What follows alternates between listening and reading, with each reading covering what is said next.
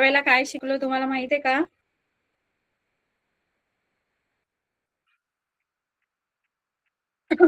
आपण सर्कल धडा शिकत होतो माहितीये का तुम्हाला? वर्तुळ वर्तुळ वर्तुळ धडा. आता आपण आहे ना पुढचा जो निर्देशक भूमिती आहे तो सुद्धा आहे ना तुम्हाला धडा परीक्षेला. आता किती धडे आहेत तुम्हाला?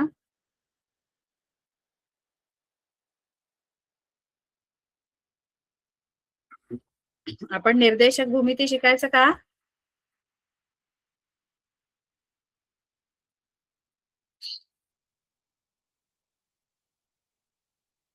आवाज येतोय माझा सर्वांना?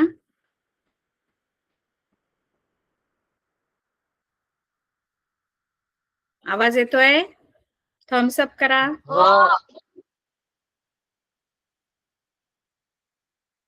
आज आपण काय शिकणार आहोत माहितीये का? आपण नवीन धडा शिकूया भाग 2चा. भाग 2चा जो नवीन धडा आहे त्याचं नाव आहे निर्देशक भूमिती. काय आहे आपल्या धड्याचं नाव?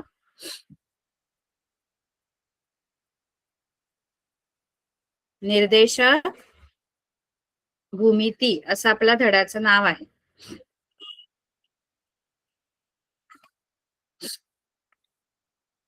आंतरवर्तुळ आणि बाह्य वर्तुळ जे आहे की नाही ते आपण काढायला आपल्याकडे तुमच्याकडे साहित्य जेव्हा असेल ना तेव्हा आपण आंतरवर्तुळ आणि परिवर्तुळ कसं काढायचं ते आपण बघूया. आपण आता पुढचा धडा आपण घेणार आहोत. आपल्या धड्याचं नाव आहे निर्देशक भूमिती. सगळ्यांना स्क्रीन दिसते का?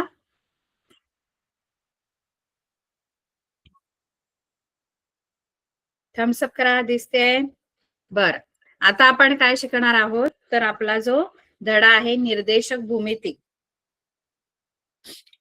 तो आपण धडा शिकणार आहोत. आता या धड्यामध्ये ना आपल्याला आलेख वही लागणार आहे. पण आता सध्या नाही लागणार आहे. पण तुमच्याकडे सगळ्यांकडे आहे का आलेख वही?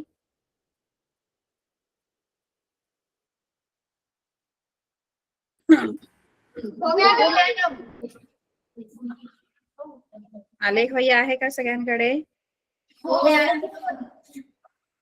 मग पुढच्या आपण लेक्चर जेव्हा आपलं असणार आहे तेव्हा आलेख वही घ्याल का सगळेजण सोबत?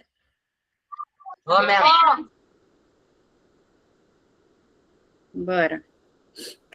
आता इथे आपल्याला आता सध्या आलेख वही नकोय. सध्या आपल्याला फक्त बेसिक जे आलेखाची ओळख आहे ती आपल्याला घ्यायची. आता आलेख जो असतो की नाही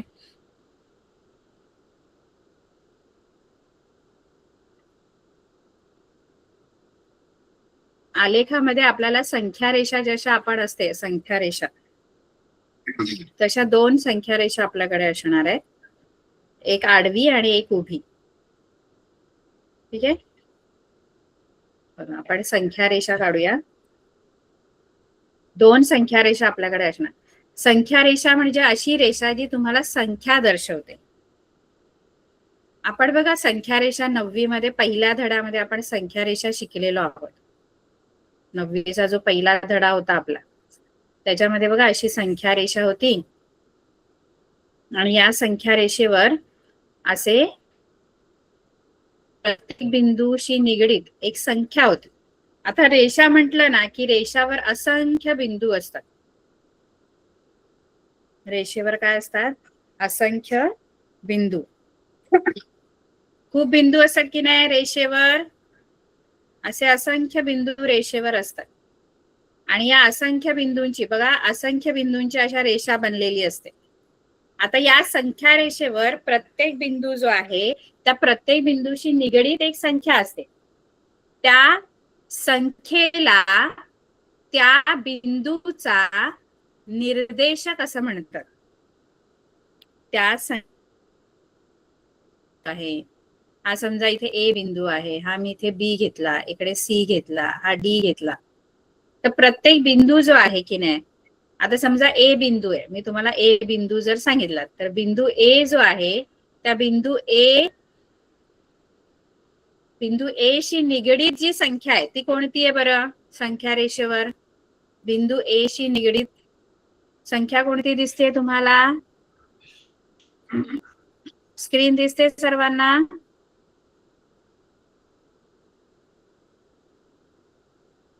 स्क्रीनवर बघताय सगळेजण? बिंदू ए जो तुम्हाला दिसतोय त्या बिंदू ए शी, बिंदू ए कोणता आहे बघा, हा बिंदू ए आहे.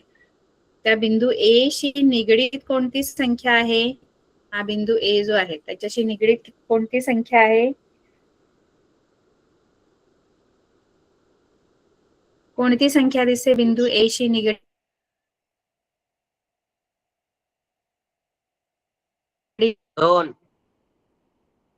2. मग हा जो, हा कोणती संख्या आहे? 2. मग हा जो 2 आहे की नाही, 2 हा बिंदू ए चा निर्देशक आहे. काय आहे? बिंदू ए चा निर्देशक. बिंदू ए चा निर्देशक काय आहे? बिंदू ए चा निर्देशक काय आहे? 2. तसंच बिंदू बी चा निर्देशक काय आहे बरं? बिंदू बी चा बिंदू बी चा निर्देशक काय आहे?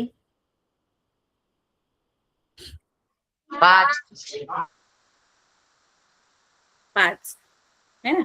बिंदू सी चा निर्देशक काय आहे? बिंदू सी चा निर्देशक 2. बिंदू सी चा निर्देशक 2 नाही, ते ऋण 2 आहे. किती आहेत? ऋण 2. हा. बिंदू डी चा निर्देशक काय आहे? बिंदू डी चा ऋण 4. ऋण 4. ठीक आहे. ओ चा निर्देशक काय आहे? बिंदू ओ चा निर्देशक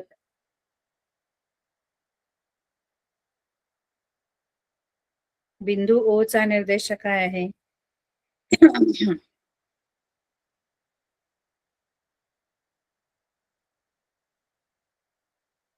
ओ ओ, हा बघा ओ दिसतोय ना, हा बिंदू ओ इथे, हा बिंदू ओ आहे. त्याचा निर्देशक काय आहे?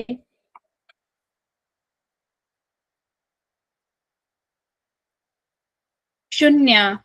बिंदू ओ चा निर्देशक 0 आहे. कळलं?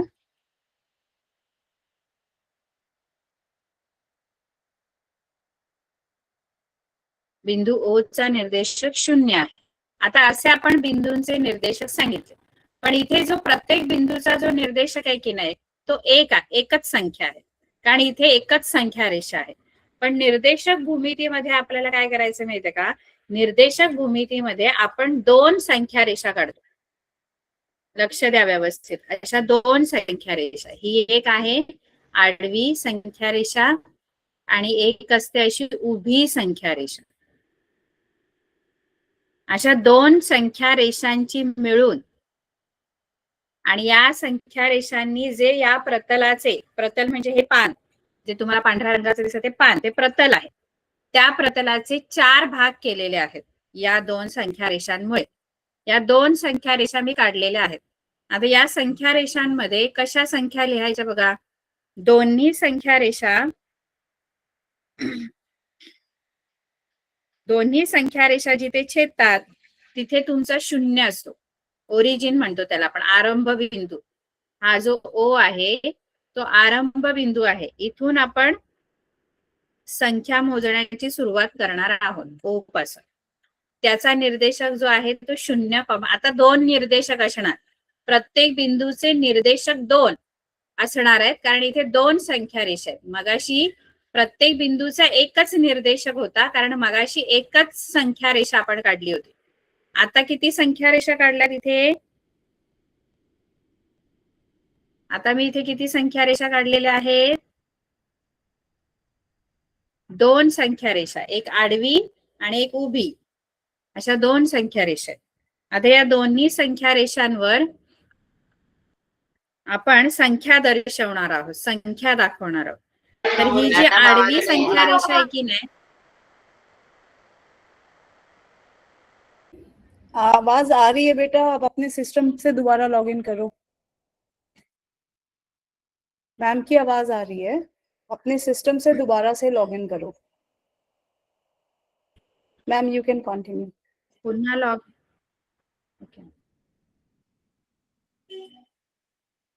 संख्या रेषा जी आहे, आडवी संख्या रेषा जी आहे, अरे मुलांनो पुन्हा लॉग आउट करा आणि पुन्हा लॉग इन करा, कारण माझा आवाज येतोय, फक्त तुम्हाला नाही येते.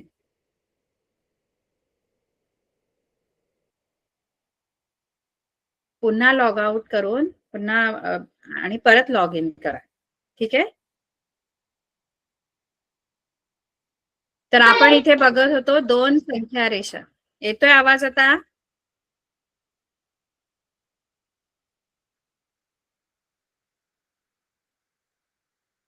आवाज येतोय? Yeah, it's audible. Okay ma'am, thank you. तर आडवी जी संख्या रेषा आहे तिला आपण एक्स अक्ष असं म्हणतो. आडवी, ही जी आडवी आपण जी संख्या रेषा काढली ती एक्स अक्ष, आणि जी उभी काढली आहे की नाही ती आहे वाय अक्ष. आता हे एक्स अक्ष आणि वाय अक्ष या जो दोन्ही संख्या रेषा आहेत त्या जिथे छेदणार आहेत एकमेकींना, बघा या बिंदू छेदतात, हा बिंदू जो आहे याला म्हणायचा आरंभ बिंदू. जिथे दोन्ही संख्या रेषा एकमेकींना छेदणार आहेत तो बिंदू आरंभ बिंदू म्हणून आपण ओळखतो. आता सगळ्या संख्या ज्या संख्या रेषेवर मी काढणार आहे त्या आरंभ बिंदूपासून मोजणार आहे मी. म्हणजे आता समजा एक्स अक्ष आहे तर एक्स अक्षावर आरंभ बिंदूपासून, या ओ पासून म्हणजे आरंभ बिंदूपासून एक्स अक्षावर उजवीकडे राईट साइडला मी सगळ्या धनसंख्या लिहिणार. 1 2 3 अशा सगळ्या धनसंख्या उजवीकडे एक्स अक्षावर, आणि मी डाव्या बाजूला आरंभ बिंदूच्या डाव्या बाजूला एक्स अक्षावर मी ऋण संख्या लिहिणार आहे. -1 -2 ऋण 1 ऋण 2 ऋण 3 ऋण 4 ऋण 5 अशा ऋण संख्या.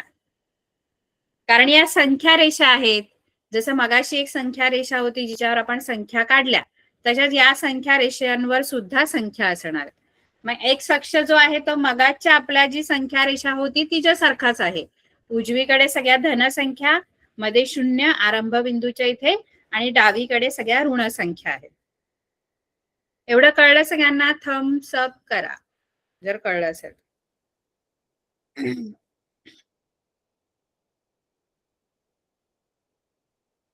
कळलंय? बर. आडव्या रेषेला काय म्हणतात? आडव्या संख्या रेषेला काय म्हणतात? जी आपण आडवी संख्या रेषा काढतो तिला काय म्हणतात?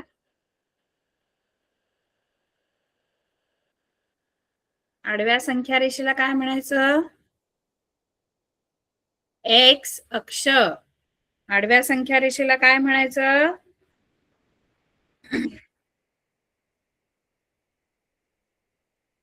आडव्या संख्या रेषेला काय म्हणायचं?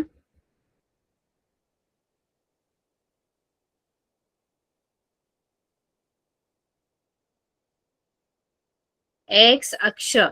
आणि जी उभी संख्या रेषा आहे तिला म्हणायचं वाय अक्ष. वाय अक्ष.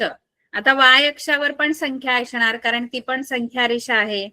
मग वाय अक्षावर ज्या संख्या आहेत त्या कशा काढायच्या? आता वाय अक्षावर आपण आरंभ बिंदूपासून वरच्या बाजूला ज्या असतात त्या धनसंख्या असतात. 1 2 3 4 अशा धनसंख्या वरती, आणि खाली ज्या आपण काढणार आहोत त्या ऋण संख्या असणार. -5 ऋण 1 ऋण 2 असं. ठीक आहे. अशी आपली एक निर्देशक पद्धत तयार होते. त्याला आपण कोऑर्डिनेट सिस्टम म्हणतो किंवा निर्देशक पद्धती असं म्हणतो. मग याच्यावर कसं असतं, या 2 संख्या रेषा ज्या आहेत की नाही, या संख्या रेषांमुळे आपला जो प्रतल आहे किंवा आपलं जे पान आहे त्या पानाचे 4 भाग झालेले आहेत. 4 पार्ट झालेत बघा. हा एक भाग झालेला आहे इकडचा, आहे ना, हा फर्स्ट पार्ट आहे त्याला आपण. हा इकडचा जो आहे हा दुसरा भाग आहे, हा तिसरा आहे, आणि हा चौथा. असे आपण त्याला क्रमांक दिलेले. म्हणजे आपला या दोन संख्या रेषांमुळे जे 4 भाग झाले, प्रतलाचे जे 4 भाग झालेले आहेत, 4 भागात जे विभाजन झालेले आहे त्याला आपण चरण असं म्हणतो. त्याला आपण चरण असं म्हणतो. मग हे जे आहे हा पहिला भाग जो आहे त्याला पहिले चरण असं म्हणायचं. काय म्हणायचं? पहिले चरण. हा जो आहे त्याला दुसरे चरण, त्यानंतर हे तिसरे चरण आणि हे आहे चौथे चरण. असे 4 चरण झाले, म्हणजे 4 भाग झाले आपल्या पानाचे, प्रतलाचे. आणि त्या 4 भागांना आपल्याला चरण असं नाव आपण दिलेलं आहे. ठीक आहे. पहिले चरण, दुसरे चरण, तिसरे चरण आणि चौथे चरण. ठीक आहे. आता ह्या चरणांमध्ये जे बिंदू आहेत, आता इथे प्रतलामध्ये असंख्य बिंदू आहेत, किंवा या आपण जे प्रतल आहे किंवा पान आहे त्या पानावर असंख्य बिंदू आहेत, है ना. आता हे असंख्य बिंदू जे आहेत, जसं मगाशी आपण बघितलं की संख्या रेषेवर एखादा बिंदू असेल तर त्या बिंदूशी निगडीत एखादी संख्या असते, त्याला आपण निर्देशक म्हणतो. मगाशी आपण बघितलं की निर्देशक काय असतं. तसंच या कोऑर्डिनेट सिस्टम मध्ये, म्हणजे या निर्देशक पद्धतीमध्ये कुठलाही बिंदू जर असेल, कुठेही या पानावर किंवा या प्रतलामध्ये कुठेही बिंदू असला तर त्याचे पण तर निर्देशक असणार, कारण 2 संख्या रेषा आहेत तर इथे तर 2 निर्देशक असणार. प्रत्येक बिंदूचे 2 निर्देशक असणार. मग ते निर्देशक कसे काढायचे ते आपण बघणार आहोत. एकदम सोपं आहे, व्यवस्थित तुम्ही लक्ष दिलं तर खूप सोपं आहे.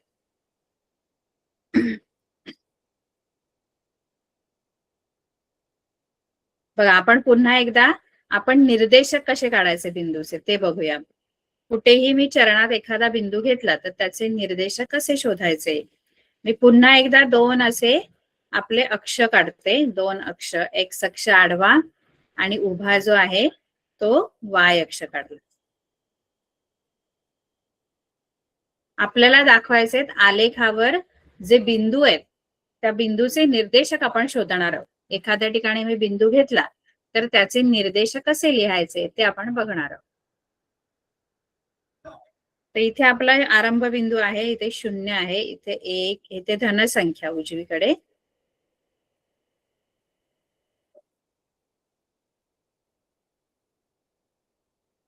आणि इकडे डावीकडे आहेत ऋण संख्या.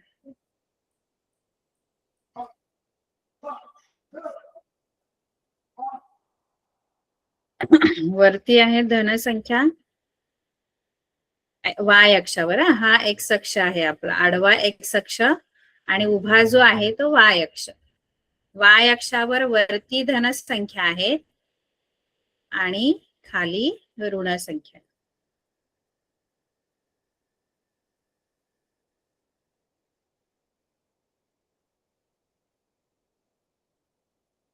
आता मी एखाद्या ह्या प्रतलामध्ये कुठेही मी बिंदू घेतला, समजा मी या पहिल्या चरणात एखादा बिंदू घेतला, इथे समजा एखादा बिंदू मी घेतला, हा समजा ए बिंदू आहे. इकडे लक्ष द्यायचं सगळ्यांनी. ए बिंदू दिसतोय सर्वांना? ए बिंदू बघा, हा ए बिंदू आहे, हा जो आहे ना हा ए बिंदू आहे. आता या ए बिंदूचे मला निर्देशक शोधायचे आहेत. लक्ष द्या सगळ्यांनी की ए बिंदूचे निर्देशक कसे बरे शोधायचे. ए बिंदूचे निर्देशक शोधण्यासाठी करायचं काय, हा दिसतो छोटासा ए बिंदू आहे इथे, त्याचे निर्देशक जर मला शोधायचे तर आता इथे प्रत्येक बिंदूचे 2 निर्देशक असणार आहेत, कारण इथे 2 संख्या रेषा आहेत. त्यामुळे या प्रतलात कुठेही बिंदू असेल तर त्याच्याशी निगडीत जे निर्देशक आहेत ते 2 असणार. पहिला निर्देशक जो आहे त्याला आपण एक्स निर्देशक म्हणतो आणि दुसरा जो मी लिहिणार आहे त्याला वाय निर्देशक असं म्हणतो. मग ते कसे शोधायचे बघा, हा जो ए बिंदू आहे की नाही, या ए बिंदूवरून सरळ असं खाली एक्स अक्षावरच्या संख्येवर यायचं. आणि एक्स अक्षावरची कोणती संख्या दाखवते ते बघायचं. आता हा ए बिंदू सरळ असा खाली आणला आपण तर एक्स अक्षावरची कोणती संख्या दाखवते बरं? ए बिंदू एक्स अक्षावरची कोणती संख्या दाखवते सांगा बघू. मी सरळ आणली एच्या इथून रेषा तर एक्स अक्षावर कोणत्या संख्येवर आली ती रेषा? दिसते स्क्रीनवर सर्वांना?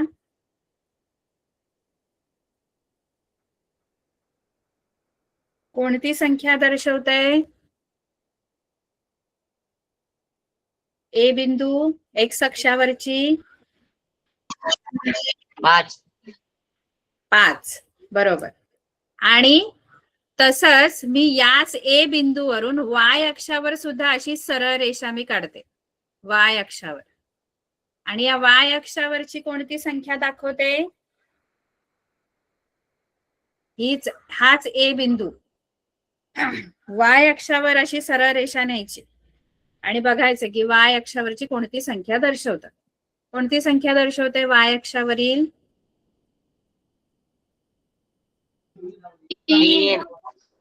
3. म्हणजेच काय माहितीये का, हा जो ए बिंदू आहे की नाही, या ए बिंदूचा एक्स निर्देशक हा 5 आहे, कारण एक्स अक्षावरची तो 5 ही संख्या दाखवतो. आणि या ए बिंदूचा वाय निर्देशक 3 आहे. म्हणून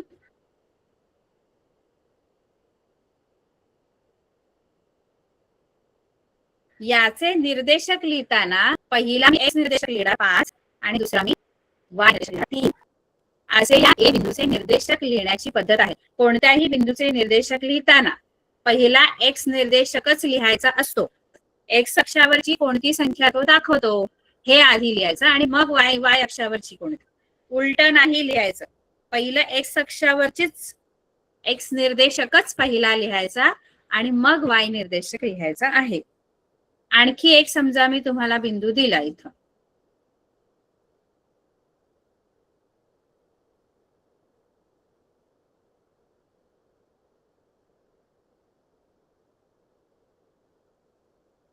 समजा हा बी बिंदू आहे तुमच्याकडे. आता हा बी जो बिंदू तुम्हाला दिसतो, हा छोटासा बिंदू, हा एक्स अक्षावरची कोणती संख्या दाखवते आणि वाय अक्षावरची कोणती? तर एक्स अक्षावरून असं सरळ अशी आपण रेषा काढणार आणि वाय अक्षावर सुद्धा अशी सरळ रेषा नेणार. मग याची हा बिंदू बी जो आहे तो एक्स अक्षावरची कोणती संख्या दाखवतोय? एक्स अक्षावरील कोणती संख्या दाखवतोय? बी, बिंदू बी.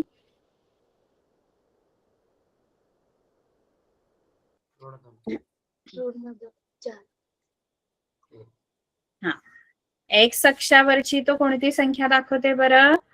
बघा, एक्स अक्षावर बी मधून सरळ मी अशी लंब काढला मी एक्स अक्षावर तर तो ऋण 2 संख्या दाखवते. म्हणजे याचा एक्स अक्षावरची संख्या ऋण 2 आहे, म्हणजे एक्स निर्देशक ऋण 2. आणि वाय अक्षावर मी जर सरळ असा लंब टाकला तर वाय अक्षावरची तो त्याचा वाय निर्देशक 4 आहे. आणि पहिला लिहायचा असतो एक्स निर्देशक, म्हणून ऋण 2 आधी लिहिले आणि मग 4 लिहिले. ऋण 2, 4 असे बी या बिंदूचे निर्देशक असणार आहे. कळते का मुलांनो? थम्स अप करा.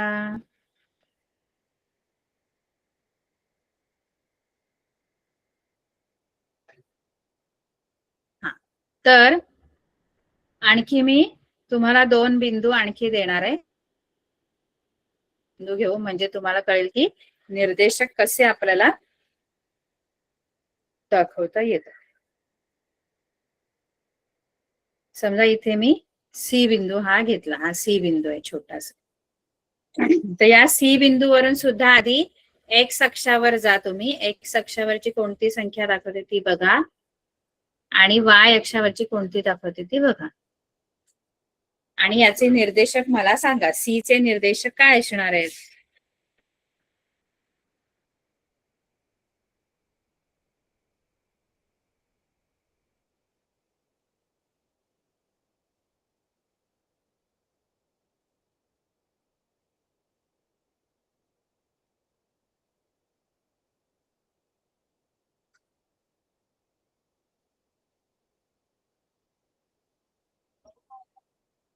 सी चे निर्देशक सांगा बघू काय असणार आहे. सी बिंदू हा बघा इथे आहे सी बिंदू.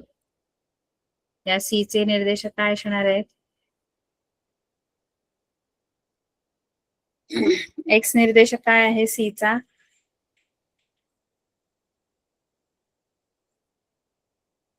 सी वरून मी एक्स अक्षावर एक्स अक्ष असा आडवा आहे. या सी मधून मी एक्स अक्षावर जो लंब टाकला वरती आडव्या रेषेवर कोणती संख्या दाखवते. ऋण 5. म्हणजे याचा एक्स निर्देशक ऋण 5 आहे. आणि वाय निर्देशक काय आहे.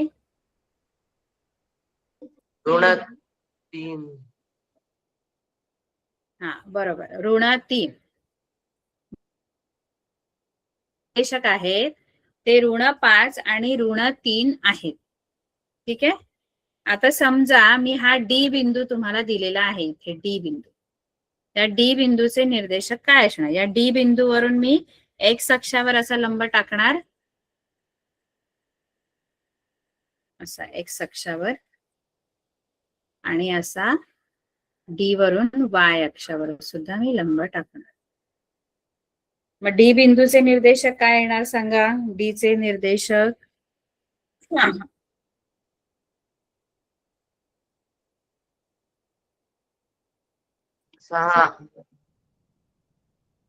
6 आणि दुसरा निर्देशक ऋण 1. बरोबर ऋण 1. 6, ऋण 1 असे याचे निर्देशक असणार. हा जो ई बिंदू आहे या ई बिंदूचे निर्देशक कसे असणार. या ई बिंदूवरून मी एक्स अक्षावर असा लंब टाकला. एक्स अक्षावर असा सरळ लंब टाकायचा आणि असा वाय अक्षावर लंब टाकायचा. मग ई चे निर्देशक काय असणार.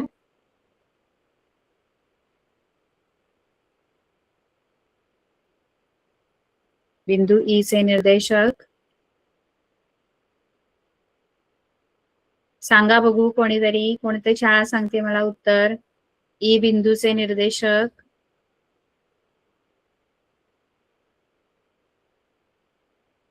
कोण सांगेल बघा. ई चे निर्देशक कोण सांगतंय.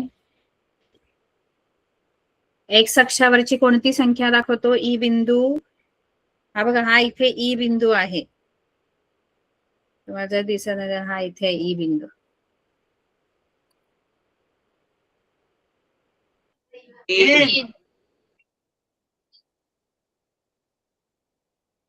हा एक्स निर्देशक 3 आणि वाय निर्देशक. हा लिहिताना कसं लिहायचं. आधी 3 लिहायचं की आधी ऋण 4. आधी काय लिहायचं.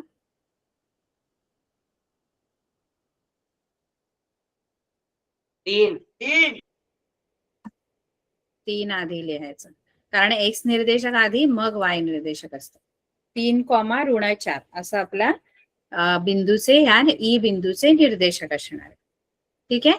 आता हे आपण बघितलं की वेगवेगळ्या चरणात जे बिंदू असतील त्याचे निर्देशक कसे काढायचे ते आपण बघितलं.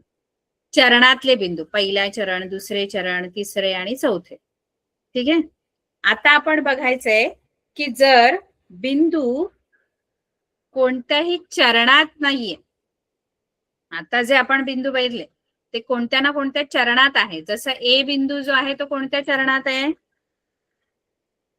आपण नंबर दिले बघा मगाशी. बिंदू ए हा बिंदू कोणत्या चरणात आहे. ए बिंदू कोणत्या चरणात आहे. पहिले, दुसरे, तिसरे, चौथे असे आपण नंबर दिले. हा आपण नंबर कसे दिले. इकडचा हा पहिलं चरण आहे. हा दुसरे चरण. हे खाली जे आहे डावीकडे ते तिसरं आणि हे चौथं. ए बिंदू कोणत्या चरणात आहे. पहिल्या चरणात. बी बिंदू कोणत्या चरणात आहे. बिंदू बी दुसऱ्या चरणात. बिंदू सी तिसऱ्या. बिंदू डी चौथ्या. आणि ई बिंदू ई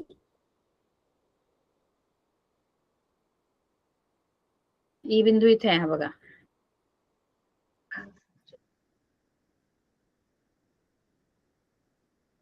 ई बिंदू कोणत्या चौथ्या. चरणात आहे?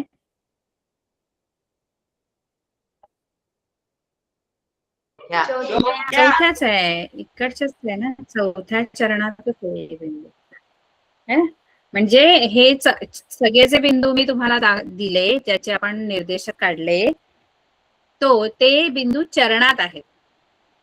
आता काही बिंदू जे आहेत ना, ते असे आहेत की ते कोणत्याच चरणात नाहीये ना, तो पहिल्या चरणात आहे ना, दुसऱ्या ना, तिसऱ्या ना, चौथ्या. मग ते कुठे असतील बरं?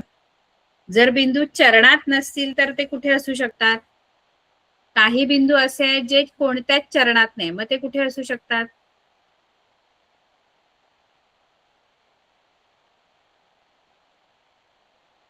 कुठे असू शकतात? चरणात नसतील तर ते कुठे असतील? बघा, बिंदू चरणात म्हणजे काय, तर असे आपण 2 अक्ष काढतो की नाही.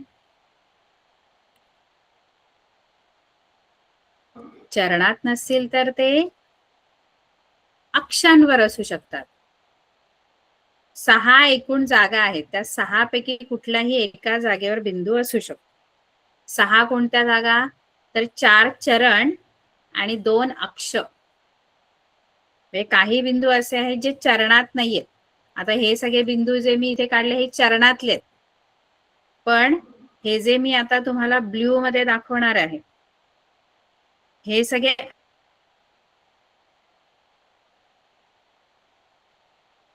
अक्षांवरचे बिंदू आहेत, अक्षावर आहेत ते.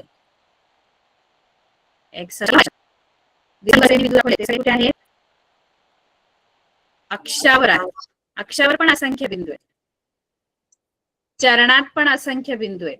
चरणात पण हे सगळे चरणातले बिंदू आहेत. हे पण आहेत. आणि अक्षांवर पण, कारण अक्ष म्हणजे पण रेषा आहेत की, एक्स अक्ष आणि वाय अक्ष या 2 रेषा आहे आणि रेषांवर असंख्य बिंदू असतात. मग आता जर बिंदू चरणात नाहीयेत, अक्षावर आहे, कोणत्याही एक्स अक्षावर आहे किंवा वाय अक्षावर आहे, मग त्याचे निर्देशक कसे लिहायचे?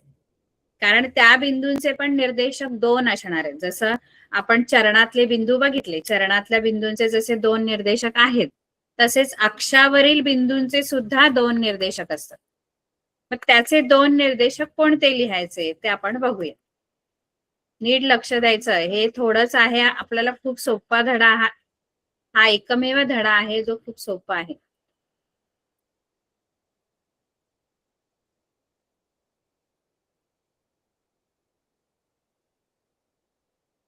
बघा, आता मी याच्यावर जर संख्या लिहायच्या तर इथे मी हा आरंभ बिंदू आहे. 1 2 3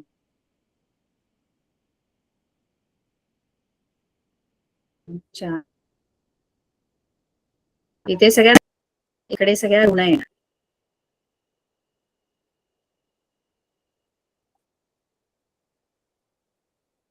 हा एक्स अक्ष आहे आणि हा वाय अक्षावर हा वाय अक्ष आहे.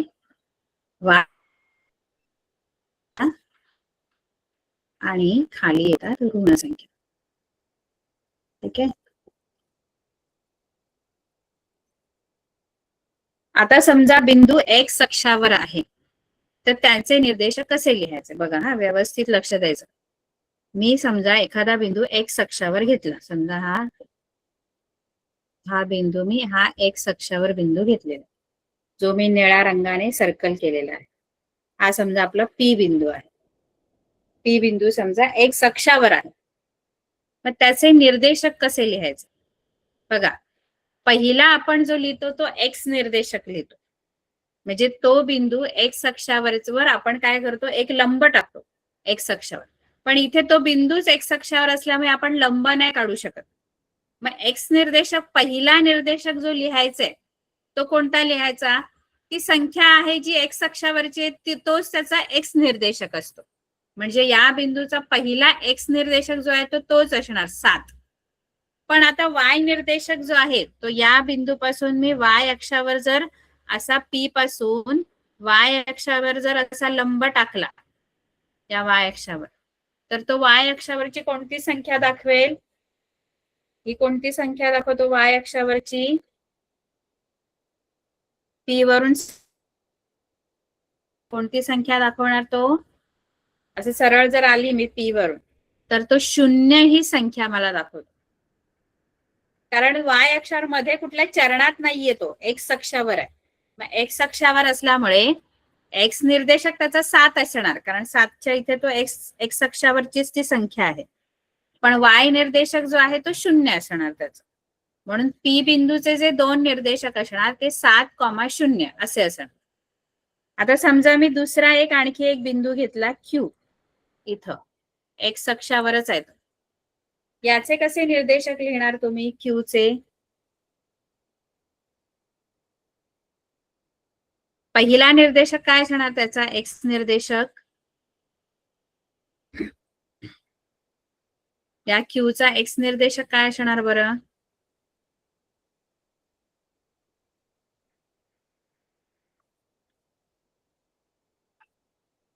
एक्स अक्षावरची कोणती संख्या दाखवते हा क्यू बिंदू? ऋण 5. आणि वाय निर्देशक काय लिहायचा?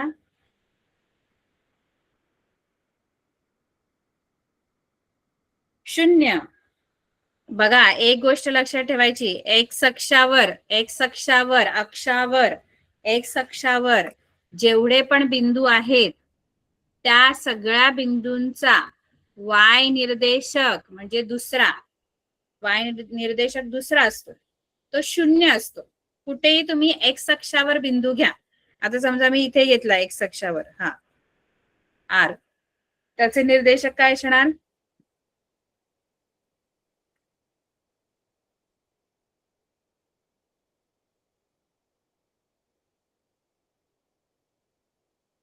आर चे निर्देशक काय असणार? 3.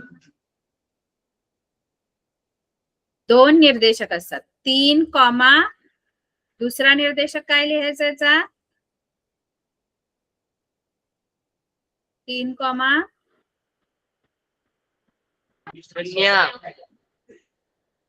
0.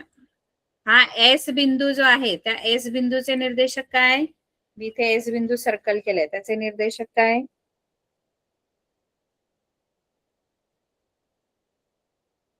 ऋण 7.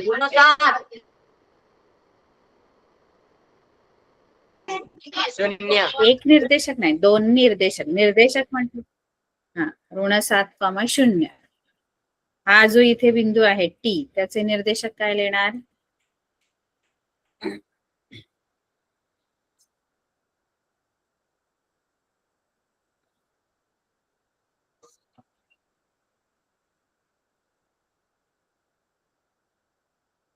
टी बिंदूचे निर्देशक काय लिहिणार?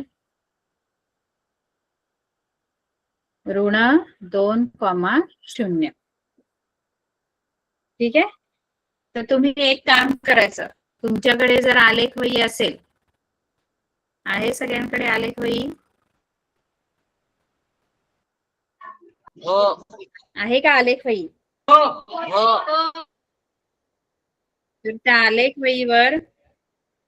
तर त्या आलेख वहीवर तुम्ही आलेख वहीवर तुम्ही कुठेही बिंदू घ्या आणि त्याचे निर्देशक शोधा. ठीक आहे. हा किती वेळ लागेल? झालं.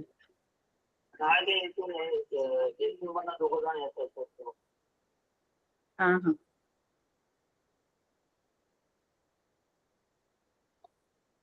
हा तर तुम्ही आता मगाशी कसे मी चरणात बिंदू घेतले कुठे आणि त्याचे निर्देशक काढले, तसे 10 बिंदू कुठेही घ्या आलेखावर आणि त्याचे निर्देशक शोधायचे.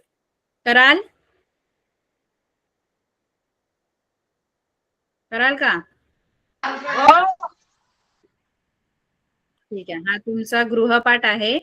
ठीक आहे, तो करायचा. आपली वेळ संपली. हा, बाय.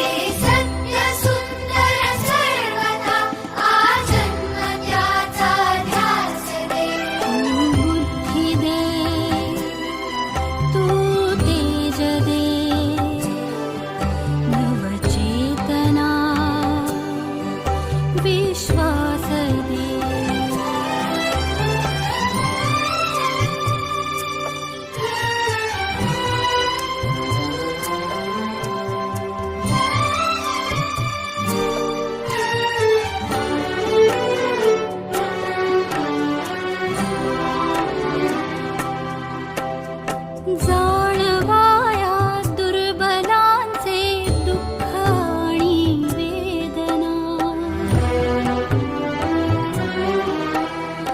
जाणवाया दुर्बलांचे दुःख आणि वेदना, तेवत्या राहो सदा रंध्रातुनी संवेदना, धमन्यातल्या रुधिरासया खलभेदण्याची आस दे, सामर्थ्य या शब्दास आणि अर्थ या जगण्यास दे,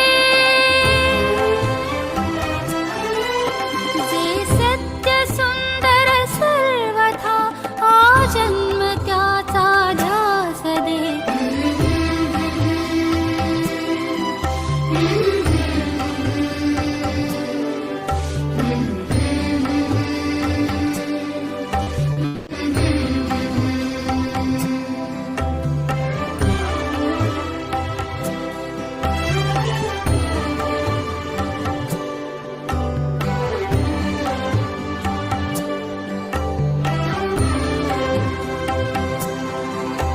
सन्मार्ग आणि सन्मती लाभो सदा सत्संगती, नीती नाही भ्रष्ट हो जरी संकटे आली किती. सन्मार्ग आणि सन्मती लाभो सदा सत्संगती, नीती नाही भ्रष्ट हो जरी संकटे आली किती. पंखासया बळ दे नवे, पंखासया बळ दे नवे, झेपावण्या आकाश दे, सत्य सुंदर सर्वथा आजन्म त्याचा ध्यास दे. तू बुद्धी दे, तू तेज दे, नवचेतना विश्वास दे.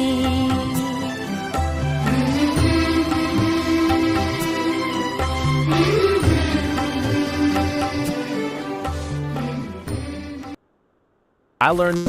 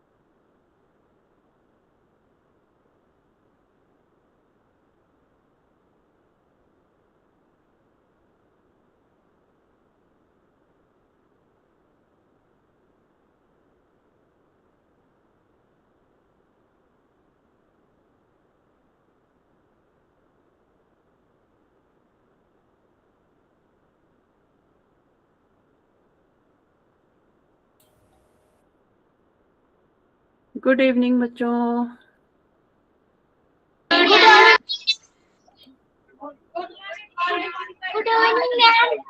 Good evening. कैसे हैं आप सभी?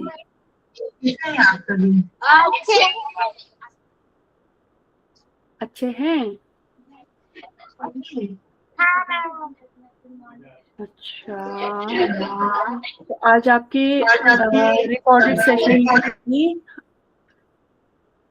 ठीक है, मैं अभी आपको शेयर करती हूँ.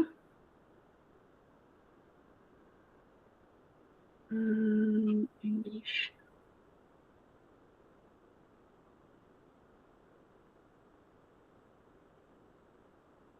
दो मिनट वेट करना, ठीक है.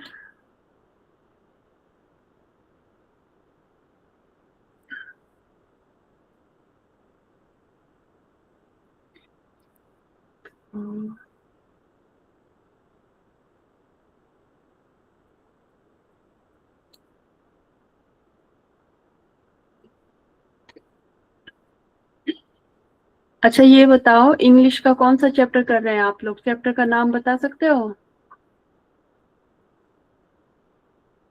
Golden chain. Golden chain. Golden chain. हाँ। गोल्डन, गोल्डन चेन, ठीक है। तो आज आपको ना गोल्डन चेन ही पढ़ाएंगे, ठीक है? ये पोइम है ना? कैसा लगा आपको ये पोइम?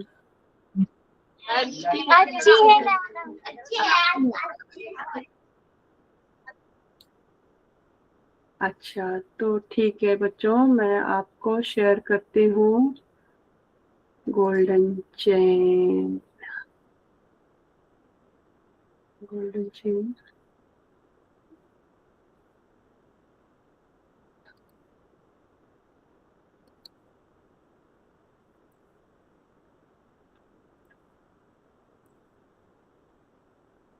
चलो इंग्लिश की बुक निकाल दो और नोटबुक और पेन आप निकाल दो, अपने साथ रखो, ताकि कुछ डिफिकल्ट वर्ड्स आपको नया कुछ दिखे तो उसको आप नोट कर सको। ठीक है, हम स्टार्ट करते हैं। इसमें हम लोग अभी वो फिजिकल चेन जो हम गले में पहनते हैं उसके बारे में नहीं कहा गया है। यहाँ पर गोल्डन चेन का अर्थ कुछ अलग है, ठीक है। इसमें हम लोग आज जो है देखेंगे कि it is related to hello friendship. Ma'am. Hello. Hello ma'am, मैं और रितिका एक ही मोबाइल से ज्वाइन हुए हैं मैम, क्योंकि उनका फोन का बैलेंस सर गया है मैम, इसलिए हम एकत्र ज्वाइन हुए हैं मैम। हाँ हाँ ठीक है, नो प्रॉब्लम। आप लोग आपके अटेंडेंस लिंक में जो है आप अपना आपका नाम लिख दीजिएगा तो आपका अटेंडेंस लग जाएगा, ठीक है। ऑल राइट, तो right now let's continue please. Teacher attendance लिखता। तो यहाँ पर जो है हम लोग आज जो पढ़ रहे हैं, मैंने आपसे जैसे कहा कि गोल्डन चेन यहाँ पर एक्चुअली सोने की चेन जो हम नॉर्मली गले में पहनते हैं उसके बारे में यहाँ पर बात नहीं की गई है। यहाँ पर गोल्डन चेन का अर्थ ये है। हाँ? मैम हमारे सर बोल रहे थे ये कविता बहुत अच्छी है। हाँ सही बात है। तो वही हम अब पहले जानने की कोशिश करेंगे कि यहाँ पर जो सोने की चेन है वो किस चीज के बारे में कहा गया है, राइट। तो यहाँ पर जो फ्रेंडशिप है या फिर दोस्ती, यारी जिस चीज को हम कहते हैं, तो यहाँ पर रिश्तों को ज्यादा महत्व दिया गया है। फ्रेंडशिप, फ्रेंड्स, दोस्तों को, फ्रेंडशिप को यहाँ पर ज्यादा महत्व दिया गया है, राइट। तो ये जो एक दोस्ती का जो एक बहुत अच्छा सुंदर सा रिश्ता है, उस चीज को यहाँ पर गोल्डन चेन या पर सोने की चेन के हिसाब से कंसिडर किया गया है। और जो दोस्त हैं, जो सहेलियां हैं हमारी, जो लोग जिनसे हमारे ये रिश्ता बनता है, वो यहाँ पर जो है चेन को बनाने के लिए, एक सोने के चेन को बनाने के लिए जो जो चीजों की जरूरत पड़ती है वो मतलब जो है ये इंसानों से उन चीजों का कंपेयर करके बताया गया है कि जैसे हम डिजाइन बनाते हैं, एक सुंदर सा डिजाइन बनाते हैं, तो फिर उसके लिए हमें पहले सबसे पहले क्या जरूरत है, जो सबसे प्रेशियस मेटल है गोल्ड, उस चीज की जरूरत है, राइट। तो यहाँ पर हमें पहले इंसान की जरूरत है, तब जाके हम उनको दोस्त बनाएंगे या फिर सहेली बनाएंगे, करेक्ट। फिर आगे जाके जैसे जैसे दिन बीतता जाएगा, इसका ये अर्थ नहीं है कि आज हमारी दोस्ती बनी और कल हमारा ये दोस्ती टूट जाएगा। अगर सच में रिश्तों का अगर अनमोल मूल्य हम अगर दे सकते हैं, तो फिर ये रिश्तों के जरिए ही दे सकते हैं। और कहीं ना कहीं आप देखेंगे तो ये जितना दिन जाएगा, जितना साल जाएगा, जितना वर्ष हमारा, हम जितने धीरे धीरे बड़े होते जाएंगे, बूढ़े होते जाएंगे, उतना हमें ये सारी चीजें जो है याद आएंगी। और कहीं ना कहीं चाहे रिश्ते मतलब चाहे ये इंसान फिजिकली हमारे जीवन में वो प्रेजेंट रहे या ना रहे, लेकिन जो भी हमने स्वीट मेमोरीज, जो भी हमने एक मतलब बहुत ही मूल्यवान जो समय बिताया है, जो मेमोरीज हमने बनाई है, उन चीजों को, यादों को हम संभाल कर रखते हैं, और कहीं ना कहीं इन्हीं यादों को हम संभाल कर सालों साल तक रखते हैं, और जब तक हम बूढ़े होकर अंतिम सांस तक हम इन्हीं चीजों को जो है एकदम अपने दिल के करीब रख कर, इनको याद रख के we feel that we have lived a proper life, right. और तब जाके हमें लगता है कि हमारे जीवन का जो एक्चुअल वैल्यू है, that is very important, and it is just based on the fact that we have such beautiful people around us who are our friends, our family, और सब जो भी है, ठीक है।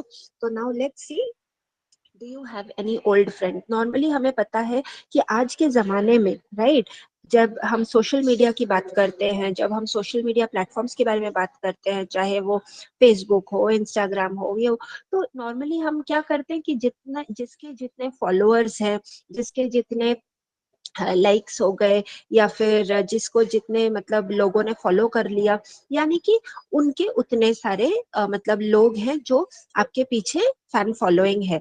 अब देखिए, इस तरह का अगर आप कंसिडर करेंगे कि ये लोग मेरे सारे फ्रेंड्स हैं, ये लोग मुझे मेरे बारे में जानते हैं and all that, it is not so. Reality में अगर आप देखें तो ये सिर्फ दूर में बैठे हैं, कोई स्क्रीन के पीछे बैठा हुआ है, आपका कुछ कंटेंट उनको अच्छा लगा, पसंद आया, उन्होंने लाइक कर दिया, ठीक है, या फिर आपको फॉलो कर दिया।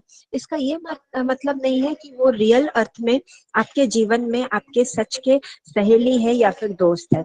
दोस्त या सहेली आप किसको मानेंगे, और वो भी सबसे गहरे रिश्ते वाला, जिसको आप समझ सकते हैं कि अगर आपके जीवन में कोई भी प्रॉब्लम हो, या फिर कोई सैड मोमेंट हो, या फिर आपको जैसे रोने में आ गया हो, या फिर आपको किसी खुशी का माहौल को आपको शेयर करना है, तो at such time you need someone जो सच में आपके करीब हो, आपके पास हो। चाहे वो जीवन में एक ही इंसान क्यों ना हो, वो एक इंसान का, उस एक व्यक्ति का इम्पोर्टेंस हमारे लाइफ में लाखों गुना ज्यादा हो जाता है, ये फैन फॉलोइंग के साइड में अगर आप कंपेयर करें तो।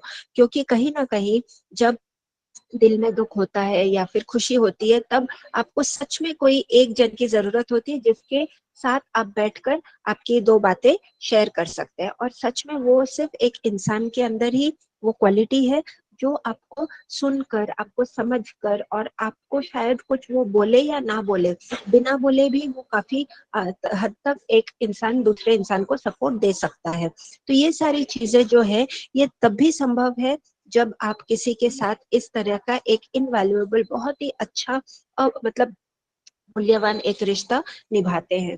तो सच में अगर आपके कोई बचपन का साथी या फिर बचपन का दोस्त अभी भी अगर आपके लाइफ में है, या फिर बूढ़े होने तक अगर कोई कहे कि अरे ये तो मेरे बचपन का दोस्त है, ये मेरा बचपन का यार है, मतलब आपने लाइफ में बहुत कुछ कमाया है। वो एक ही इंसान ही सही, लेकिन अगर वो आपके साथ बचपन से लेकर आपके बड़े बुजुर्ग हो जाने तक अगर आपका साथ निभाते हैं, तो that is a very very valuable precious relation.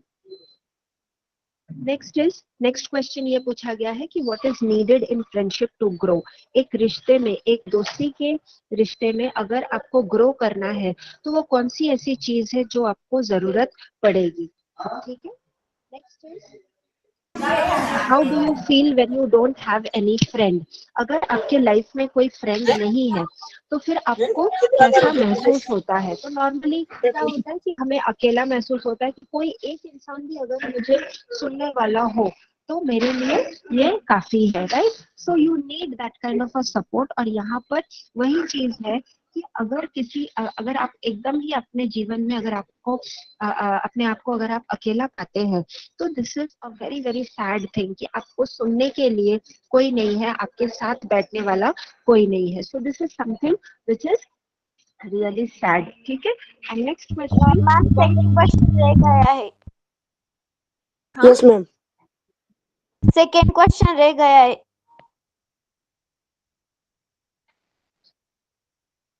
नहीं बेटा, what is needed for friendship to grow. तो एक रिश्ते को बढ़ाने के लिए आपको क्या जरूरत है, right. You first of all you need a person who will be there. अगर कोई आपके लाइफ में है ही नहीं, तो फिर आप फ्रेंड किसको बनाओगे।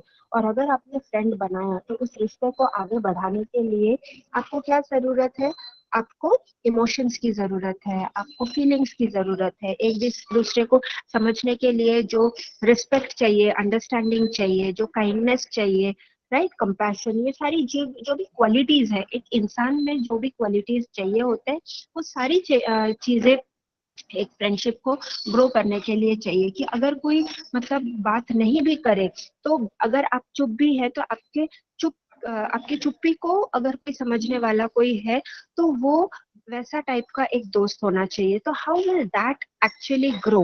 It will happen only when you spend time, only when you try and understand each other, when you have that kind of a respect. कि ऐसा नहीं है कि मेरा दोस्त है तो मुझे हर वक्त हर सेकंड मुझे सिर्फ फोन करके पूछता रहेगा। अगर वो सालों साल तक भी अगर कोई आपसे बात नहीं करे, फिर भी आपको पता है कि हाँ दूर है, लेकिन फिर भी वो मेरे दिल के करीब है। तो ये जो समझ है, this understanding itself is very very important. नहीं तो क्या होता है कि कोई साइड में रहकर भी आपको 100 बार कॉल करेगा, फिर भी आपको वो कनेक्शन नहीं फील होता है जो दूर रहकर भी बिना बात किए भी सालों साल तक रिश्ता निभाते हैं, right? So this is basically the emotion that you are talking about, that you need to have something in a relationship in order to grow. अब फ्रेंडशिप यानी कि वो सेम एज ग्रुप में ही होगा, ऐसी बात नहीं है।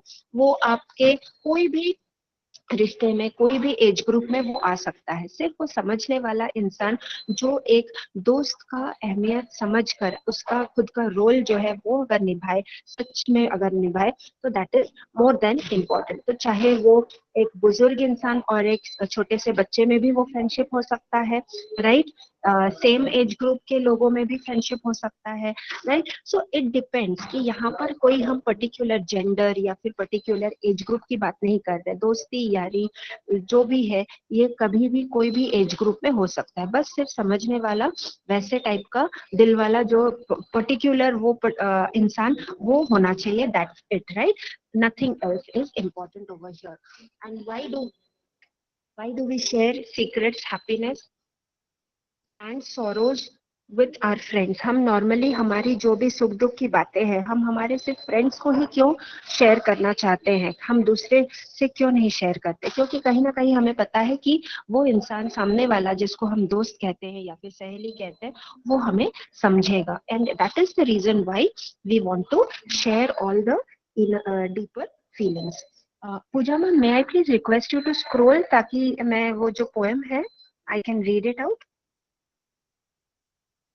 Thank you, ma'am.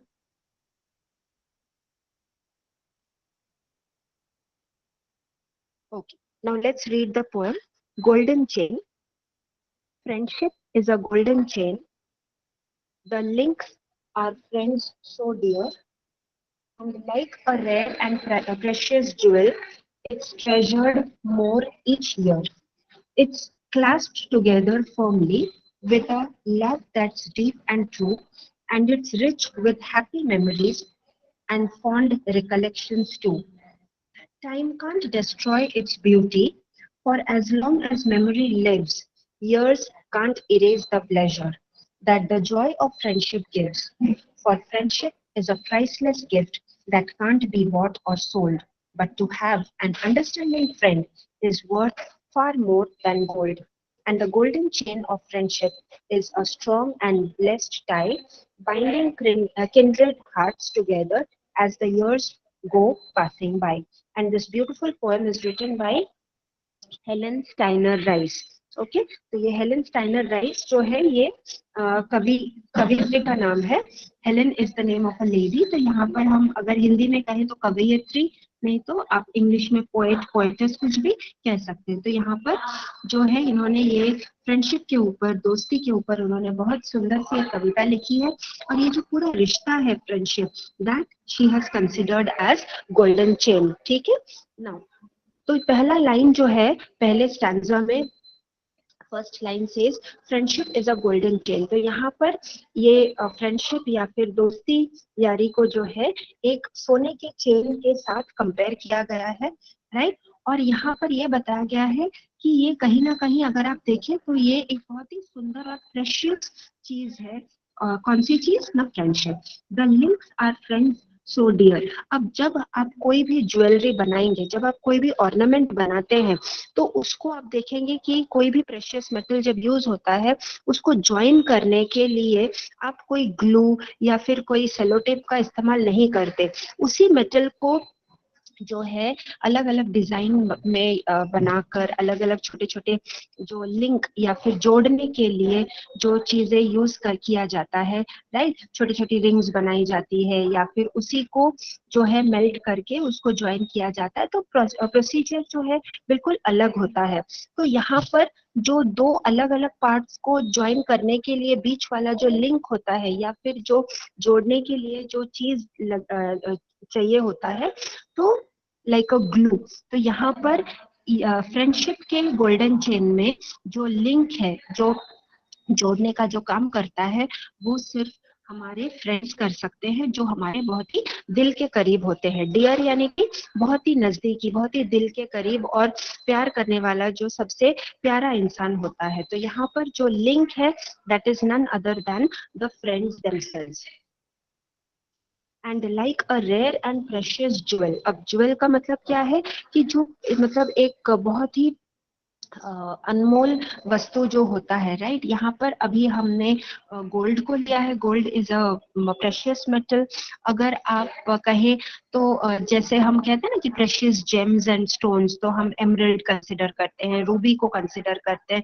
तो नॉर्मली जो चमकता हुआ बहुत ही अनमोल और एक्सपेंसिव जो स्टोन्स होते हैं, उनको हम जेम्स, ज्वेलरी, ये सब चीजों में, जो कुंदन के जो हार बनते हैं, तो ये सारी चीजें आप देखेंगे कोई भी ज्वेलरी के दुकान में अगर आप जाते हैं, राइट, तो अगर वो सच का, अगर वो प्रेशियस चीज है, तो it will be really really expensive. तो यहाँ पर अगर आप रिश्तों को, अगर आप इतना वैल्यू दे सकते हैं, तो यहाँ पर सबसे मूल्यवान या फिर सबसे वैल्यूएबल चीज कौन है? यहाँ पर इंसान है, जो आपका दोस्त या फिर सहेली का रिश्ता निभा रहा है। Alright, and it is rare and precious. क्यों? क्योंकि अगर वो एक इंसान, अगर आपको समझने वाले पूरा दुनिया में अगर एक है, तो वो काफी है, पूरे दुनिया से हेलो अलग। मैम। यस, हेलो मैम, आपकी आवाज बहुत कम आ रही है। बेटा, मैं तो एक्चुअली काफी जोर से बात कर रही हूँ और यहाँ पर ऑलमोस्ट मतलब माइक भी मेरा सब कुछ सही है बेटा। आवाज आ रही है। आ रही है मैम आवाज टीचर, ठीक आवाज से। कैसे आ रही है? आवाज आ रही है? ओके ओके फाइन, ठीक है। तो आप आपका खुद का जरा कनेक्शन देख लीजिए एक बार, ठीक है? Teacher, may I continue now? Yes ma'am, continue. Okay okay fine. So it is like a rare and precious jewel. तो जैसे मैंने कहा कि ये बहुत ही एक अनमोल रिश्ता है, और यहाँ पर ये अनमोल जो इंसान है, वो कौन है? हमारे दोस्त या फिर सहेली। Okay, it's treasured more each year. Each year यानी कि हर साल। जैसे अगर आपके बचपन के कोई दोस्त है, बचपन की अगर कोई सहेली है, तो जितना आप बड़े होते जाएंगे, हर साल अगर सच में वो रिश्ते में कोई दरार नहीं आई, तो आप देखेंगे कि हर साल कहीं ना कहीं वो रिश्ते में गहराई आती है, और आप एक दूसरे को और अच्छे तरीके से समझने की जो काबिलियत रखते हैं, वो कहीं ना कहीं बढ़ जाता है। तो जब तक मतलब अगर सच में कोई होता है ना कि लाइक फ्रेंड्स के साथ ही आप मतलब दोनों एक साथ आपने आपकी उम्र बढ़ती गई और एक साथ आप लोग बड़े होते गए, और कहीं ना कहीं एक साथ ही अगर आप बूढ़े होते गए, तो आपको क्या होगा कि वो मतलब बहुत पुरानी और बचपन की यादें जो है वो याद करके, क्या रे तब हम लोग कैसे करते थे, तब ये इन चीजों पर हमें कैसे गुस्सा आ जाता था, या फिर हम कैसे हंस पड़ते थे। लेकिन साथ साथ में उम्र के साथ साथ जैसे हम बढ़ते गए, जैसे हम बड़े होते गए, तब हमें समझ आने लगा कि ये सब चीजों का क्या मायने है। So that understanding, that development that you have, it is not on the spot, और एकदम से वो रातों रात नहीं होता। कहीं ना कहीं उसे हर साल, हर दिन, हर मोमेंट को जीना पड़ता है, और जितना आप उस चीज को मतलब टाइम देंगे, उतना वो आपका वैल्यूएबल ट्रेजर बनता जाएगा। ट्रेजर का अर्थ क्या है?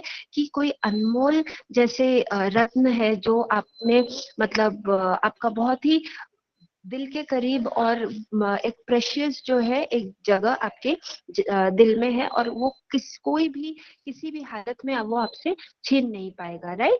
So that is what exactly has been told and talked about friendship. It's clasped together firmly. Clasped का अर्थ क्या है कि पकड़ कर रखना।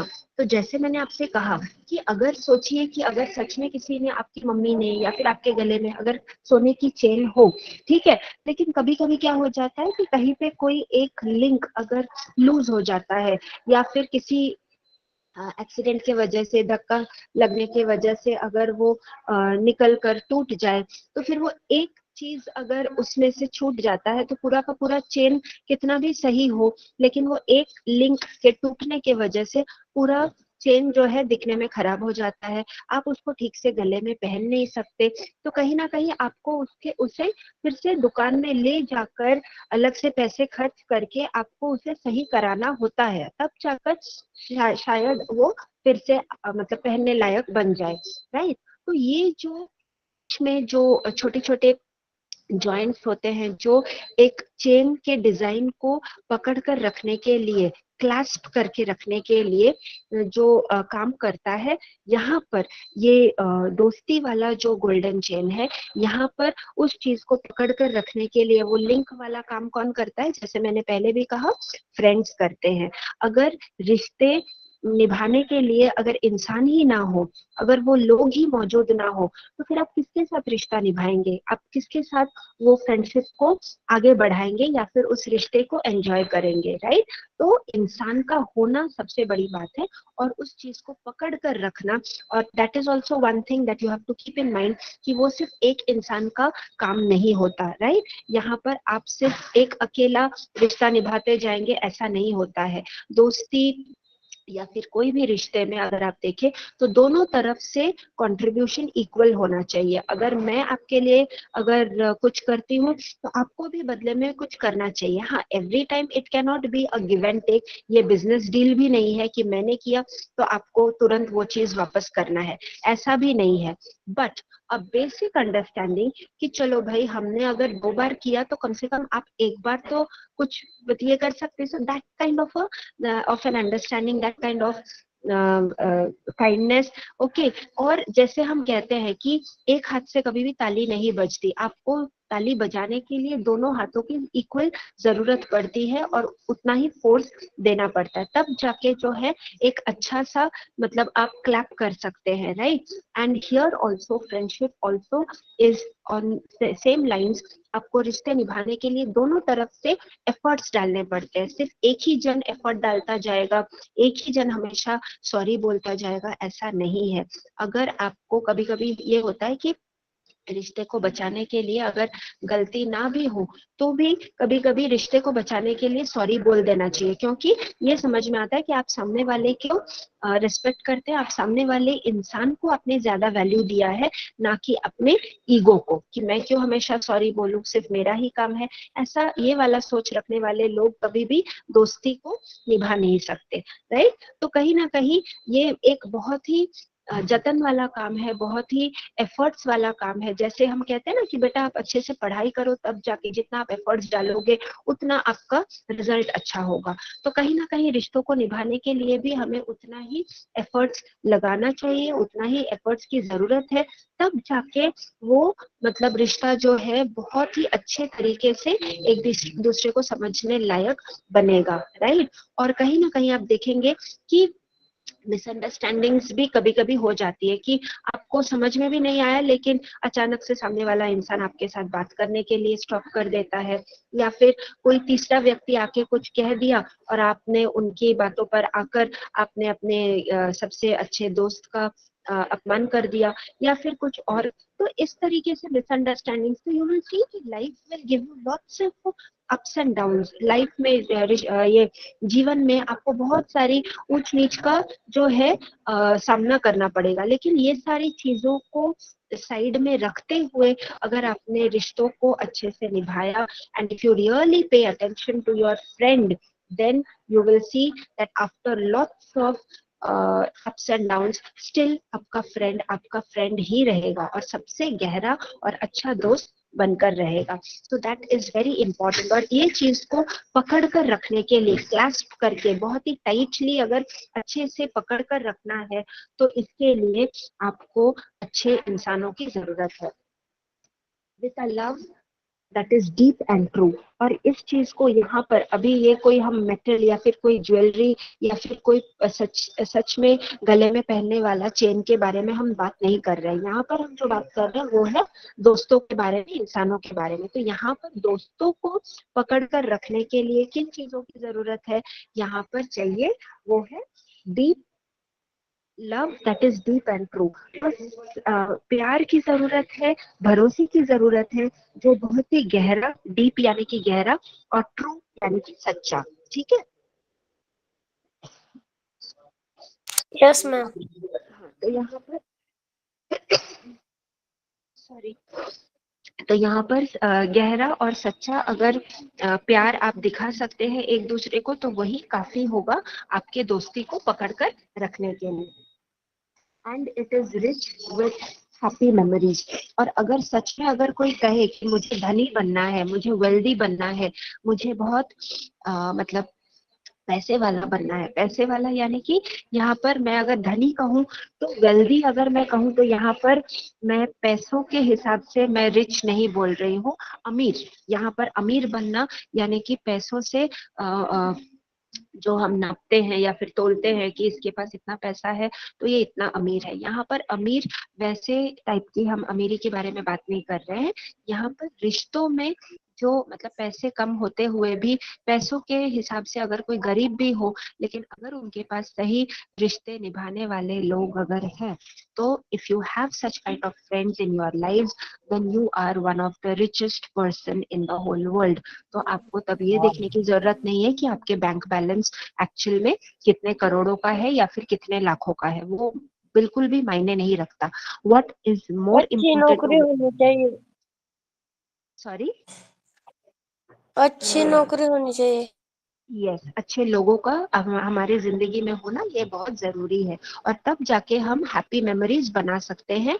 We can actually create happy memories, यानी कि हम यादें बना सकते हैं जो बहुत ही दिल के करीब और बहुत ही खुशी देने वाले जो मेमोरीज है। And fond recollections too. Recollections का मतलब क्या है? यादें। ठीक है। तो नॉर्मली अगर कोई बूढ़ा भी हो जाता है और फिर चेयर पे बैठ के जब वो धीरे धीरे अपने नाती पोते ये लोग के साथ जब जिंदगी बिताते हैं, तो फिर वो कहते हैं कि दादाजी आप हमें कोई कहानी सुनाइए ना। तो फिर वो कहेंगे कि मेरा एक दोस्त था, या फिर हम ऐसे बचपन का दोस्त, और फिर शायद हो सकता है कि वो फिजिकली अभी ना रहे, गुजर गए होंगे, लेकिन उन्होंने क्या रखा अपने दिल के करीब? वो सबसे गहरे और अच्छे स्वीट मेमोरीज, हैप्पी मेमोरीज, जो खुशी वाले, जो खुशी के साथ उन्होंने जो एक दूसरे के साथ जो पल निभाए थे, जो टाइम बिताया था, वो उनको याद रह जाएगा। तो these are some of the very very precious treasures that a person can actually have in one's life. तो हमारी जिंदगी में अगर सबसे मूल्यवान, वैल्यूएबल अगर कुछ हो सकता है, तो that is memories, that are the friends and the friendship that we can actually treasure. Okay, तो next stanza। अच्छा, यहाँ तक सबको समझ आया? फर्स्ट टू स्टैंजा सबको समझ आ गया है? Yes ma'am. Yes ma'am. Okay, किसी को कोई प्रॉब्लम नहीं ना बेटा यहाँ पर? नहीं ma'am. Okay okay, no fine. So teacher. Let's continue. Yes ma'am, सब कुछ समझ में आ गया है। Okay, thank you. So let's continue now. Third stanza yes ma'am. says, okay, the third stanza says, time can't destroy its beauty. अब its का मतलब क्या है? फ्रेंडशिप। फ्रेंडशिप को यहाँ पर ध्यान में रखते हुए कि अगर कोई मतलब फ्रेंडशिप की सुंदरता के बारे में बात करे, ठीक है, दोस्ती की सुंदरता के बारे में बात करे, यारी की सुंदरता के बारे में बात करे, तो वो कोई भी डिस्ट्रॉय नहीं कर सकता। डिस्ट्रॉय यानी कि नष्ट कर देना, ठीक है, खराब कर देना, नष्ट कर देना, ठीक है। तो यहाँ पर कौन सी चीज इस दोस्ती के सुंदर रिश्ते को नष्ट नहीं कर सकती? वो है समय। कुछ भी हो जाए, लेकिन जस्ट बिकॉज समय बीत गया या फिर काफी टाइम बीत गया तो वो नष्ट हो गया, ऐसी बात नहीं है। ओके, सो अगर कुछ रिश्ते जो है अगर वो सुंदर होते हैं तो वो जितना दिन जाएगा, जितना आपका टाइम जाएगा, उतना वो और सुंदर होता जाएगा और वो निखरता जाएगा। तो यहाँ पर समय के साथ साथ रिश्ते जो है वो निखरने लगते हैं, ना कि नष्ट होते हैं। तो यहाँ पर ये जो लाइन है कि time can't destroy its beauty, इसका ये अर्थ है कि फ्रेंडशिप या फिर दोस्ती का जो दोस्ती की जो सुंदरता है उस चीज को कोई भी नष्ट नहीं कर सकता, यहाँ तक कि समय भी नष्ट नहीं कर सकता। For as long as memory lives, memory का मतलब क्या है? याददाश्त। ठीक है, यहाँ पर मेमोरी का मतलब क्या है? याददाश्त, कि जितना आप याद रख सकते हैं, जितना आपके साथ आपकी यादें रहेंगे, जितनी देर तक रहेंगे, जितने साल तक रहेंगे, years can't erase the pleasure। Pleasure का अर्थ क्या है? कि जो आपको अच्छा लगता है, ठीक है, अच्छा लगने वाला जो अनुभव है, okay, that experience it can not erase. Erase का मतलब क्या है? पोंछ डालना या फिर नष्ट कर देना या फिर उसे मिटा देना।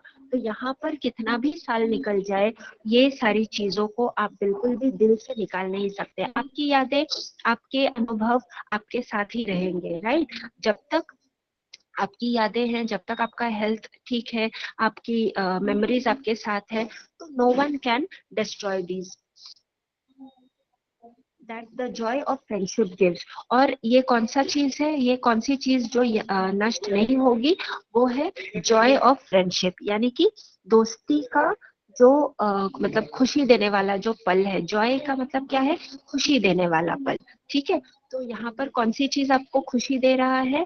आपकी दोस्ती आपको खुशी दे रही है। तो ये जो जितनी खुशी आपको एक दोस्त दे सकता है, दोस्ती दे सकता है, वो कोई भी चीज मिटा नहीं सकता। चाहे वो कितने भी आप बड़े बुजुर्ग हो जाए, आप कितने भी बूढ़े हो जाए, आप कितना भी समय तक जिए, कोई भी चीज आपसे ये चीज छीन नहीं सकता, कोई भी आपसे ये दूर नहीं कर सकता। ये यादें आपके दिल में, आपके पास ही रहेंगे till the time you are actually here। For friendship is a precious gift। इसका ये क्या अर्थ है? कि फ्रेंडशिप यानी कि दोस्ती जो है ये एक्चुअली एक बहुत ही मूल्यवान प्रेशियस गिफ्ट है, यानी कि बहुत ही अच्छा एक गिफ्ट है जो हम एक दूसरे को दे सकते हैं। यहाँ पर गिफ्ट यानी कि सिर्फ पैसे खर्च करके मटेरियल चीजों को देना, या फिर बहुत ही मतलब बहुत ही ज्यादा पैसे खर्च करके कि मैंने सबसे जो एक्सपेंसिव गिफ्ट दिया है, इसका ये अर्थ नहीं है। अगर सच में कोई एक्सपेंसिव गिफ्ट दे सकता है, वो सिर्फ ये रिश्तों के जरिए दे सकता है, एक दूसरे को प्यार, मोहब्बत और रेस्पेक्ट, केयर और काइंडनेस, ये सारी चीजों के अगेंस्ट वो दे सकता है, and that is only friendship. can't be bought or sold। और ये एक ऐसी चीज है कि चाहे आप कितना भी इसका मतलब मूल्य लगाने की कोशिश कीजिए, कितना भी आप इसको पैसे लगाने की कोशिश कीजिए, कोई भी इसको खरीदना या बेचना नहीं, कोई भी इसे खरीद या बेच नहीं सकते। क्यों? क्योंकि ये आपके साथ, आपके अनुभवों के साथ, आपके इमोशंस के साथ, आपके एक्सपीरियंस के साथ जुड़े हुए हैं। फ्रेंडशिप एक ऐसा चीज है, एक ऐसी गिफ्ट है जिसको ना तो आप बेच सकते हैं और ना ही खरीद सकते हैं। और अगर किसी ने इन चीजों के अगेंस्ट पैसे लगाए तो यानी कि वो इमोशंस कभी बीच में थे ही नहीं, ये आपको समझ में आ जाना चाहिए। अगर सच में इमोशंस हैं तो नो वन कैन इवन मतलब 1 रुपया भी उसके लिए कोई लगा नहीं सकता। ये इतना मूल्यवान, इतना वैल्यूएबल है। Okay, that can not be bought और sold. But to have an understanding friend. लेकिन अगर आपके लाइफ में कोई समझदार, अंडरस्टैंडिंग यानी कि समझदार, समझने वाला अगर कोई व्यक्ति या फिर दोस्त अगर है, अंडरस्टैंडिंग फ्रेंड अगर है, it is worth more than gold. तो सोने से भी ऊपर, यानी कि सोना जिसको हम सबसे प्रेशियस मेटल मानते हैं, राइट, तो उससे भी मतलब अगर ऊपर कुछ हो सकता है, अगर प्रेशियस या फिर वैल्यूएबल अगर कुछ हो सकता है, तो वो सिर्फ दोस्ती का ये जो रिश्ता है वही हो सकता है। मतलब इसके ऊपर कुछ नहीं हो सकता। And the golden chain of friendship and the golden chain of friendship is a strong and blessed tie. अब यहाँ पर टाई का अर्थ क्या है कि जो हम गले में जो सूट के साथ जो टाई बांधते हैं, ये वाला टाई, उस टाई का अर्थ नहीं है। यहाँ पर टाई का मतलब क्या है? बंधन। ठीक है, तो यहाँ पर and the golden chain of friendship, कि अगर आप दोस्ती के रिश्ते को अगर आप एक सोने के चेन के साथ अगर आप कंपेयर कर रहे हैं, तो यहाँ पर ये वाला जो सोने की चेन है, दोस्ती वाला जो सोने की चेन है, वो सबसे ज्यादा स्ट्रॉन्ग और आशीर्वाद देने जैसा, यानी कि ब्लेस्ड। आपको लगेगा कि yes you are truly blessed, आपको सच में मतलब जैसे सब कुछ हासिल हो चुका है। तो ये वाला जो बंधन है, this is a very very precious kind of a tie. Binding kindred hearts together. Kindred का अर्थ क्या है? अलाइक और सिमिलर, यानी कि दोस्ती या फिर जो यारी होती है वो किन दोनों के बीच में होती है? जो एक दूसरे को समझने वाला। जैसे मैंने कहा कि समझ, यहाँ पर अगर आप देखें तो यहाँ पर कोई एज या फिर जेंडर के हिसाब से कोई समझ नहीं सकता। यहाँ पर कोई भी किसी भी एज ग्रुप में, कोई भी जेंडर के बीच में, कोई भी रिश्ते में फ्रेंडशिप कैन डेफिनेटली कम। ठीक है, तो यहाँ पर अगर जब हम इंग्लिश में एक वर्ड है कि इफ द वेवलेंथ करके एक इंग्लिश में वर्ड है, if the wavelength matches then nothing like it, यानी कि ये जो समझने वाली जो एक मतलब अनदेखा सा जो एक चीज है जो दोनों को बांध कर रखता है, that is something very very important. और मतलब आपको बोलने की जरूरत नहीं है, आपको एक दूसरे की तरफ देखने की जरूरत नहीं है, एक दूसरे को टच करने की जरूरत नहीं है, लेकिन सिर्फ दिल से दिल तक बात पहुंच जाए। ये अगर ऐसा रिश्ता अगर कोई आपके साथ कोई निभा रहा है, you should know that you are one of the most blessed person on the earth. तो यहाँ पर ये तभी हो सकता है जब भी आप मतलब सिमिलर टाइप के थॉट प्रोसेस रखने वाले या फिर एक जैसा सोचने वाले अगर लोग एक साथ आ जाए, तो hello, okay, I think someone's mic is switched on. बेटा आप लोग जरा आपका माइक को म्यूट कर लीजिए प्लीज। तो यहाँ पर हम जो किंड्रेड बात कर रहे थे, किंड्रेड का, हेलो सॉरी टीचर, गलती से हो गया था माइक ऑन।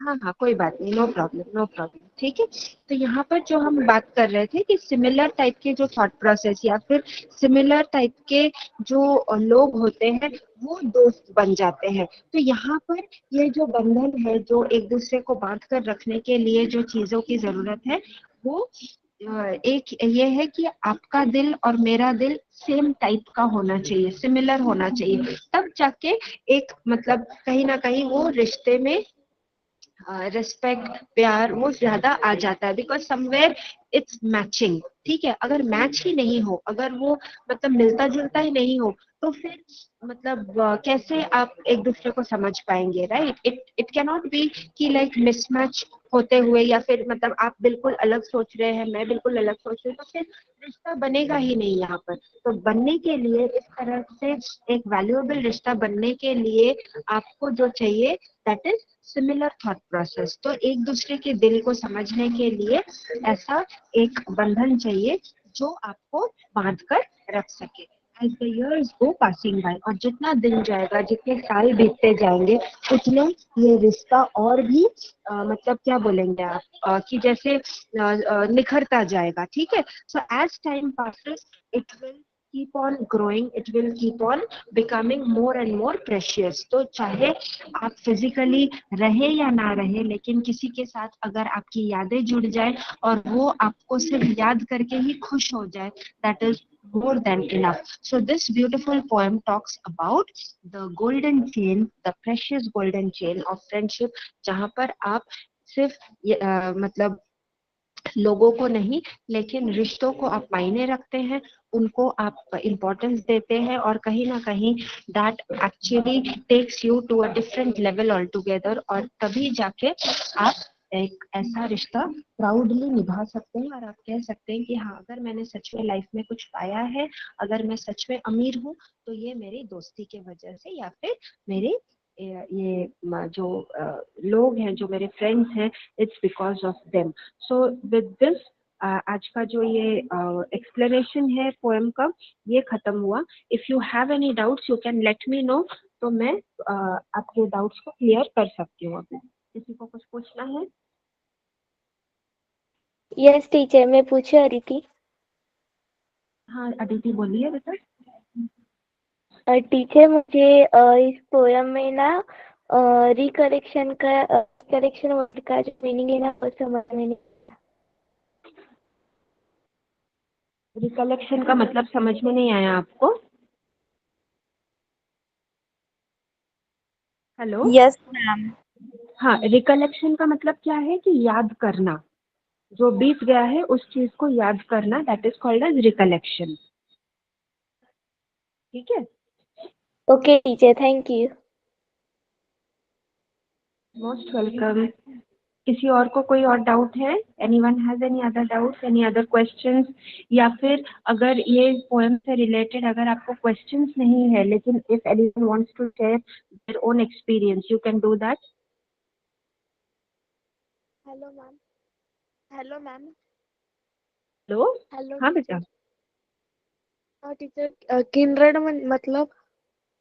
बेटा किंड्रेड का मतलब है जो सिमिलर, मतलब एक जैसा, मिलता जुलता। तो यहाँ पर मिलता जुलता जो मैंने आपसे अभी कहा कि कौन सी चीज ऐसी जरूरत है जो दो लोगों के बीच में दोस्ती के रिश्ते को और ज्यादा निखर सकता है या फिर निखार सकता है, वो है एक दूसरे के साथ मतलब मिलता जुलता दिल। ठीक है, heart. So you see that line, binding kindred yes. Heart together. तो हार्ट का मतलब हार्ट का मतलब क्या है? दिल। तो आपका दिल और मेरा दिल अगर एक जैसा है, सिमिलर है, मिलता जुलता है, तब जाके ना दोस्ती बनेगी दोनों के बीच में। Are you getting me? आप अगर कुछ और ही सोचते हैं और मैं अगर कुछ और सोचती हूँ, तो फिर यहाँ पर दोस्ती का रिश्ता बनेगा ही नहीं। So first and foremost for any relationship if something is required, that is similarity.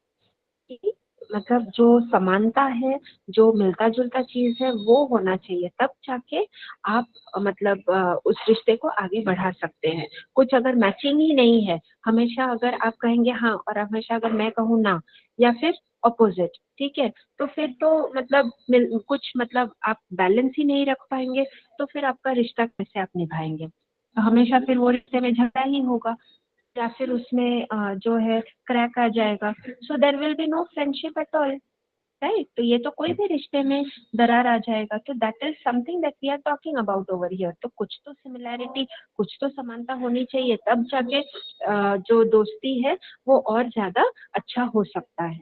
Okay, any other doubt? No ma'am. मतलब कौन सा word हेलो बेटा? मैम।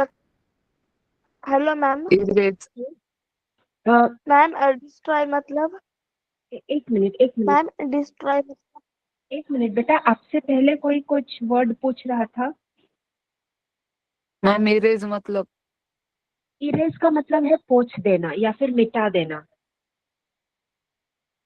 तो इसका ये अर्थ है मैम कि years ma'am can't erase the pleasure। एक मिनट बेटा, years can't erase the pleasure।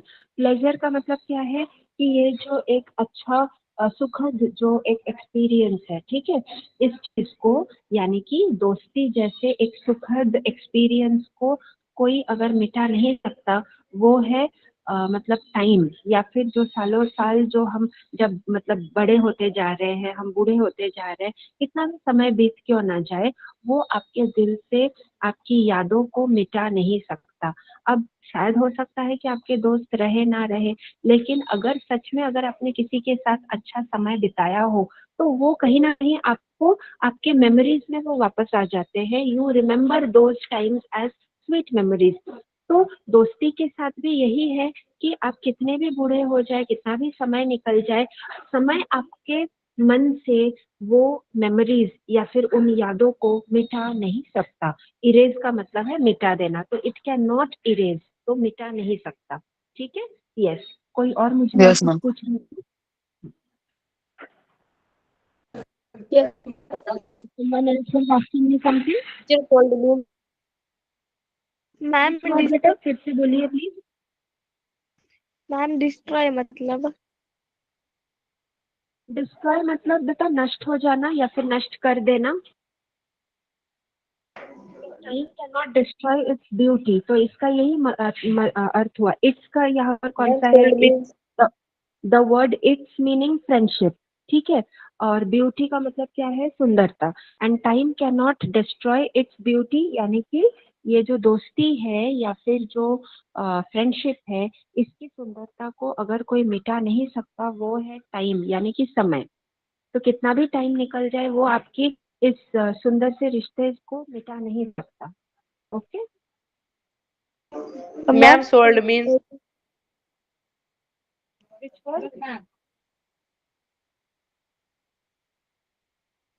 बेटा कौन सा वर्ड है? आप मुझे फिर से बोलिए please. Sold ma'am.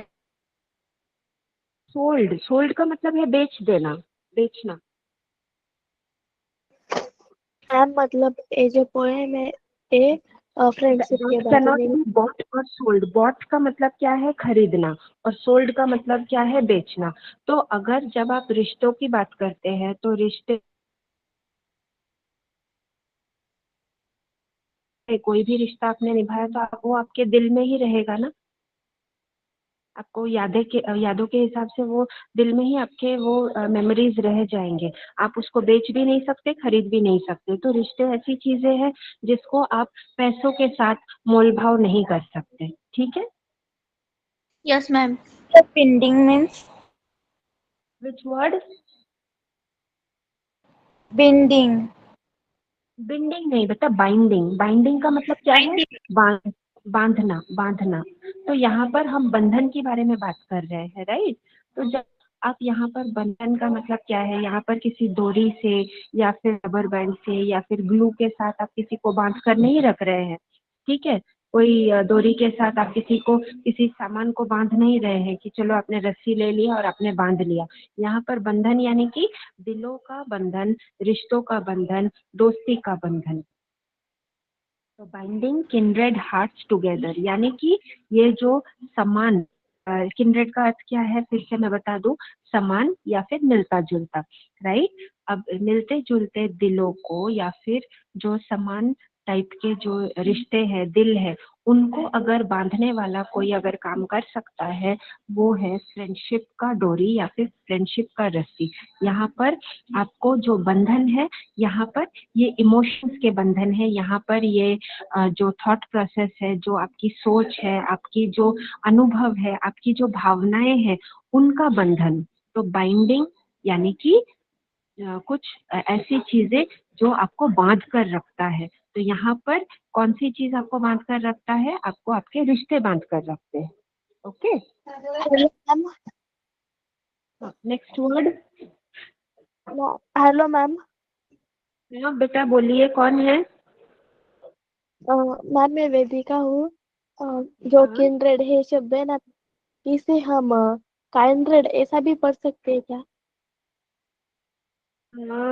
I need to check that kind of a pronunciation, क्योंकि अभी तक मुझे किंड्रेड ही पता है। अगर उसे काइंड्रेड के हिसाब से प्रोनाउंस करना है तो वो मुझे क्रॉस चेक करके देखना पड़ेगा कि वो उस तरीके से कर सकते हैं कि नहीं। ठीक है। Okay. Anything else? Hello. Hello ma'am, मैं एक पूछूं क्या? हाँ बोलिए ना, बोलिए बेटा। मैं तो वही बोल रही हूँ कि पोएम हो चुका है। अगर जो भी डाउट्स है आप लोग क्लैरिफाई कर लीजिए मुझसे। टीचर काइंडर नहीं।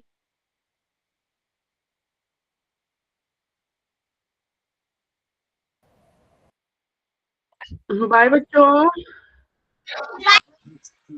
Bye bye. पॉइंट समझ आया आपको? पॉइंट समझ आया? अच्छे से समझ आए ना? Bye bye. ए दीदी तुमरी रूम को तन्नाक देखा है, कतरे आज वर्ग देखा है तुमरो? क्या बोल रहे हो? कुछ नहीं मैं बाय, स्लीप कर दो बच्चों।